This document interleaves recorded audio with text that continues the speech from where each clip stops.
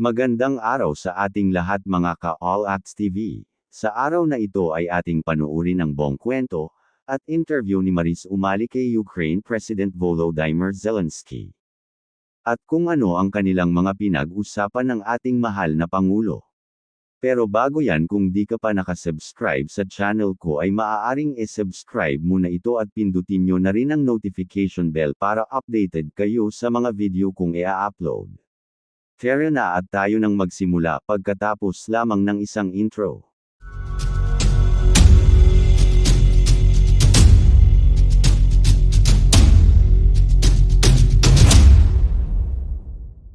At nandito na nga kayo mga ka-allactstv, binalikan nyo ako, ibig sabihin interesado kayo sa video ko, kaya hindi ko napatatagalin pa ito. Simula na tayo. President Volodymyr Zelensky, good to have you here in Manila. Thanks so much. All right. How is your very short visit here in the Philippines, and how important is this visit for you? First of all, it's very important. It's not about the time. It's a pity that I spent not too much time here. It's my first visit to Philippines, to Manila, and I couldn't see your wonderful country. I saw just people are very warm in the hotel and in the palace and in the streets. I saw them, they're just smiling, and yes, but the important visit because we are preparing in such tough period, in the period of war in Ukraine. We are preparing our steps to peace, to just peace. Just peace for Ukraine, Ukrainians, for our families, for our children. And of course for us it's very important have participation on the level of your leader, participation Peace Summit in Switzerland. And of course for us it's very important that Philippines really support our territorial integrity and sovereignty, and we're very thankful for this. And thank you for having us here. Thank you for this invitation. Yes, in this such crucial time for Ukraine, you are at war and you have a very busy schedule. Why is it so important for you to personally visit our country, meet with the president? Directly to invite him to peace, to participate Peace Summit. Okay. That there will be three very important issues on 15th of June in Switzerland. The first one will be food security. I think it's also very important in our bilateral relation between us and Philippines. Nuclear security, that's important for all the world. I think so. And the third one, humanitarian one, where we count on your support.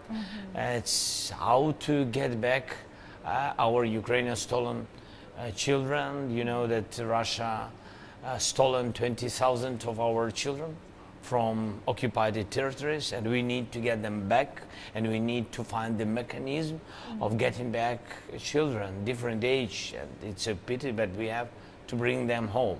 And it was very important directly to invite the president, directly to speak with him about the details, what's going on the battlefield, what Russia brought with this war to our land, all this crisis, what they think about.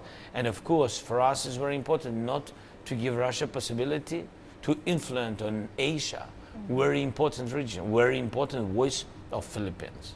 All right. Could you share with us some of the key points that you've discussed with the president earlier this morning? Yes.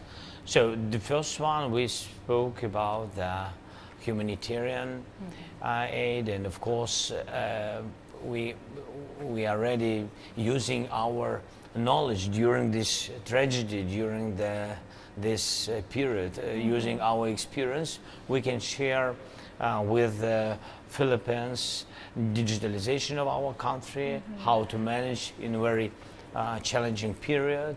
We can share our cybersecurity experience, because we've been, attacked by Russians a lot of time, hundreds of times, thousands, and really we managed all this, we solved these problems. And from the Philippines, we are very happy to, the president gave me a signal that you're ready to help us with the medicine, especially mental health and psychological challenges. We it's understandable that during the war brought nothing good, of course, and we have 1 million army, and of course these guys, these veterans who came back home, they began to study how to live through the, civilians, and it's very difficult. We don't have enough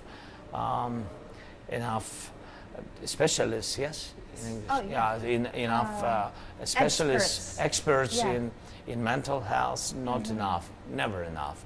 And speaking of, the Philippines is known for its skilled medical workers and skilled workers in general. So are you open to letting Filipinos help in addressing the medical concern in your country? And if ever the war ends, for the Filipinos also to help in the reconstruction of your infrastructure? Of course, renovation. We'll be happy to see private business of Philippines in Ukraine. We'll be very open for it. I think all the world, all the partners will renovate because Russia destroyed. It's not about houses, it's about cities, villages and cities, dams and bridges, and a lot of different things. And of course we need help. I count on big Philippines reconstruction role in renovation of Ukraine. So the president already has committed to it. Yes, the president told me that Philippines will be happy and that the government will work with the private sector. And of course I invited president and private sector to have communication between us, two of us, and our businesses before. I think we have to begin now.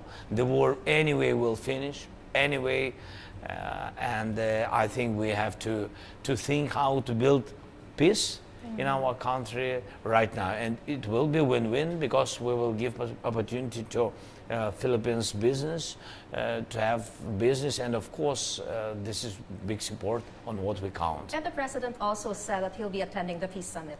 Yes, he said that Philippines will support the summit. I said for us it's very important him to come. He said he will come and he will participate in the summit. This great strong signal. And also we spoke about our bilateral agricultural relations. Climate change is very important. I think we will work to do our trade between our countries wider. And I don't know, do you know, I said to President that this year we will open embassy in Philippines, big step to each other. We really want and count on strong relations with Philippines. How is the situation there right now?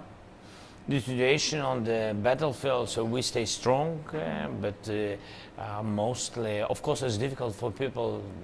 It's war during these challenges, but people work. We have a lot of work. Schools, we found possibility how to give children education online and offline. And that's why, so we'll be very happy to see Filipinian people in Ukraine. Mr. President, on another topic, in the Shangri-La dialogue in Singapore, you said Russia and China are trying to undermine your peace summit in Switzerland this month. Do you think Russia and China are afraid that the summit would become such a huge success that it could undermine their global influence, and how so? Yes, because it's a pity that China joined it to Russia and now helps them to push the leaders not participate in the peace summit. We've been in shock really because we count on all the world. We are open to every country except an enemy, of course, except Russia. And but I think this is a surprise for Russia and their allies that for today we have the confirmation from 106 countries. Sorry, 107. And this is huge result. I think that Russia counted that nobody will attempt the summit and nobody will participate us. But you see that really mostly the world on the side of peace. Do you see parallels in Ukraine's experience with Russia and the challenges that the Philippines is currently facing now in the West Philippine Sea, especially with the harassments being done by China? I think that there are a lot of similar things and a lot of challenging challenger. That's why we spoke with the president that now we need unity, because if Ukraine falling down, if Russia will occupy us totally, this war, we will see this war in other continents, and it can be in your direction, in your region, and it's a big tragedy, a lot of casualties. So we have to be in unity, not to give Russia to occupy Ukraine, not to give them any possibility to win in this unprovoked war, and that will be the signal. If Ukraine will stay strong with the unity, with the diplomacy, with the unity in diplomacy of different countries in different regions, if we will stay strong, it means that it will give very important signal to other countries, not to try even to think how to occupy it, other independent countries. Exactly. Okay. So Ukraine is considered a small country compared to Russia, but you are still successfully standing up against Russia. What kind of lesson can the Philippines learn from your experience, especially with all these tensions in the West Philippine Sea and all the bullyings that we've been experiencing from China? When this war began, Russia was the country which is almost 4 times bigger. I mean, I'm speaking about the population. They have 140 million population, and we only 40. It's not less number, but anyway, it's 4 times, almost 4 times less. But the lesson is that if you are on your territory, if you are in unity between people, government, soldiers, I mean, everybody will defend your house. All our nation been in unity, and that is the most important thing. That's what really strengthening our country. And I think that Russia didn't think that we could manage it, can be together. That is the first. And the second, I think that digitalizing all the process, what we have in our country.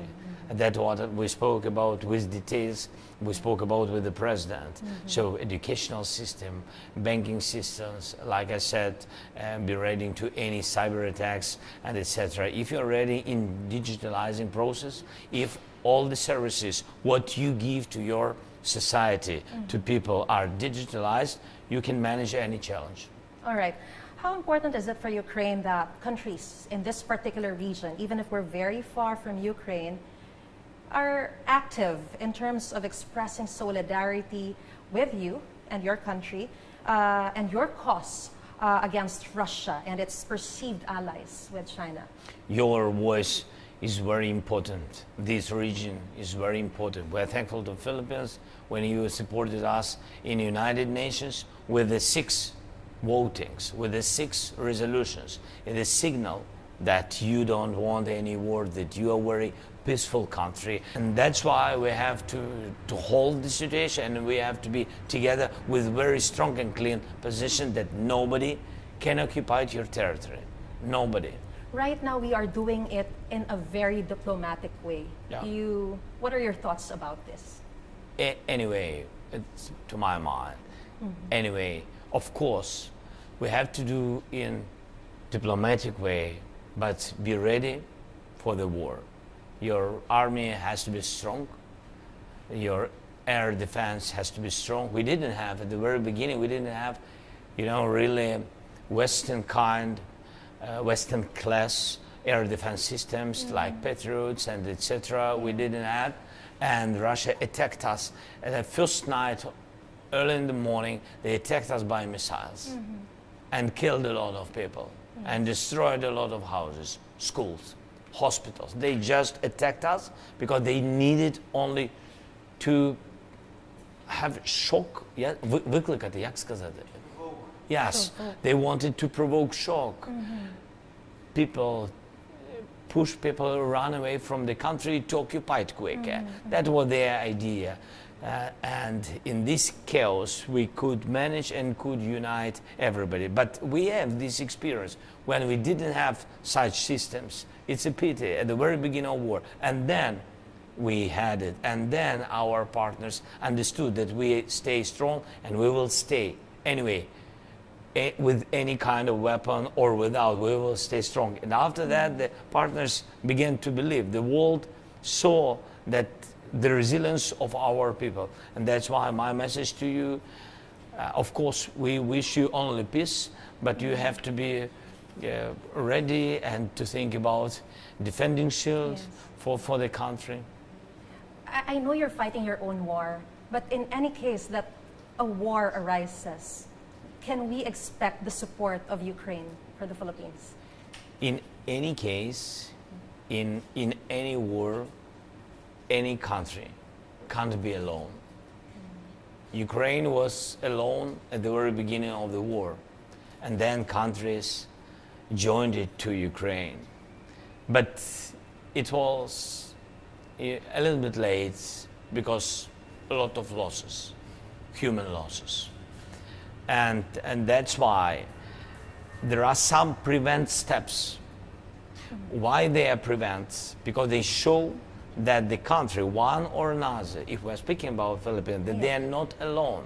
And this very important signal we have to give any country before they will start. They have to know that if you are not alone, that if other countries around you, it will be difficult to attack you, to occupy it, and etc. That's why Ukraine will be always on the side of such countries. It will prevent the war from arising. Of course, yes. of course. If you have the chance to talk with the Russian people, what would be your message to them? I think for today it's difficult, and I'm not sure that they are ready to hear and to listen. You know, at the very beginning of the war, I spoke not only with my nation, first of all, of course, with Ukrainians, to have this unity, and but I also gave messages to Russian society many times. I know their language very well. Yes, you do. Yes, of course. Speak Russian. And I spoke with the Russian words, phrases, and a lot of times I addressed to them that they have just to stop their leader. They had to stop Putin and their soldiers. And I addressed to the mothers of Russia. Mothers, don't send your sons to die. Don't send your sons to our country, kill our people and children. And they didn't hear. And all the more for Mr. Putin. Yes, and you know, for today they have 500,000 losses, mostly killed. It's 500,000. And they don't hear. Even up to now. Even up to now, they don't hear. So this is the problem of propaganda. This is the problem of disinformation and information influence of Kremlin on their society. But this is the choice of Russia. This is their choice. Can you please describe the situation right now in your country, especially since a lot of foreign nationals, including Filipinos, choose to stay in your country despite the ongoing war? Are they safe? Will they be safe? First of all, we are thankful to the United States and the other partners. The United States for the last package is a decision of Congress. It was very important. We are thanks to bipartisan support, President Biden, and also thankful to our European friends. And they gave a lot. And there are some other friends from other continents, but we don't say about officially. They also support us. And I'm thankful to Africa, Asia, and other countries, Arabic world, for their humanitarian significant support. It's very important. All this is very important. During the war, you can't be safe. When the war started, everything was much more difficult, of course. For today, we managed security mostly in our country, but we have missiles attacks of Russia on our energy systems, on water supplies. So it's it's a war with all these problems and challenges. But we stay strong. This year, Russia began new wave of occupation. They didn't have success. We stopped them. They had a lot of losses. And now we are starting our peace summit, and we are trying to unite all the countries to give strong message from all the world to Russia, stop the war, and better, of course, Russia to do steps back to their territory with respect to our territorial integrity and to our people, sovereignty, and to just lives for people. Yes. Some people, and even Russia, underestimated your leadership when the war started. But you showed the whole world how it is to be a wartime leader. More than 2 years into the war, how are you holding on? How is the morale of the Ukrainian people? You know, we are just ordinary people, and I always was the same, just simple man who became the president of his country. I love my people, I love country, my family. I have the same family like all our Ukrainians, and we all in Ukraine. And of course, I understand some people who are at the very beginning of Russian invasion went out from Ukraine, it's their choice. And but we stay in Ukraine. We just live and just fight. We've been not born in palaces. We lived in ordinary houses, in ordinary flats. Our families are. My father is a scientist, and my mother, she was an engineer, and so we are just ordinary people. Do you still get to stay with your family? Yes, and that's it. I think this is why we are strong, because we are simply want to live and live in our country. That's why the moral, you ask me, the moral is normal. Yes, moral is good. I think that Ukrainians still strong because we are right, because we are with a very honest position. We are on our land, in our house, with our lovely children, and we will stay till the peace will come. And this is what you want to tell the Filipino people. Yes, thank you so much, first of all, and for having us. Thank you that you are supporting Ukraine and support peace in Ukraine. And Ukraine will never forget on which side you are now. Historically, I think you are on the side of truth, on our side, on the side of truth, on the side of peace. And that's very important. So in any difficulties, in any challenges for your country, I wish you no any challenges, of course, yes. But life is life. So in any challenges, Ukraine will stay together with you. Thank you so much, Mr. President, for this Mariz. time. Thank you so and much. it is such an honor to be interviewing you this morning. Thank Honor you. to me too. God bless Thank you. you. Thank you so much.